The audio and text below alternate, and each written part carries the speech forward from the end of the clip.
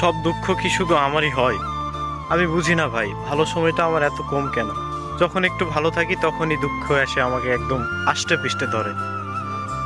আমার জীবনে ভালো সময়টা খুব কম, সব কিছুতেই মনে হচ্ছে ব্যর্থ। যখনই একটু সুখের সন্ধান পাই সেখানেই দুঃখ হাজির। আসলে ভাই, দুঃখ আমার পিছু ছাড়ে না। আমি কখনোই ভালো থাকতে পারলাম না। আমার মন খারাপের কারণ কেউ বুঝলো না, কেউ বুঝতেও চায় না। আমার দুঃখ একান্তই আমার। আমি সবার দুঃখ বুঝি, বোঝার চেষ্টা করি। আমি মন প্রাণ দিয়ে সবার দুঃখ শুনি, আমি বুঝি। কিন্তু আমার কষ্টগুলো, আমার দুঃখগুলো শোনার মতো মানুষ নেই। আমাকে বোঝার মতো কোনো মানুষ নেই।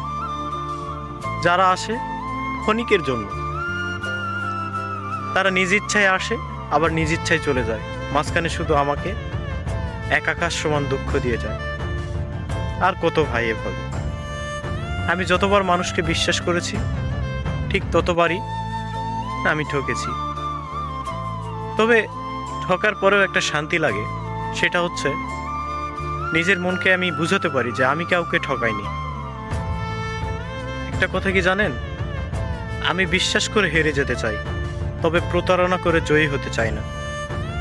দুঃখ আমার পিছু ছাড়ে না।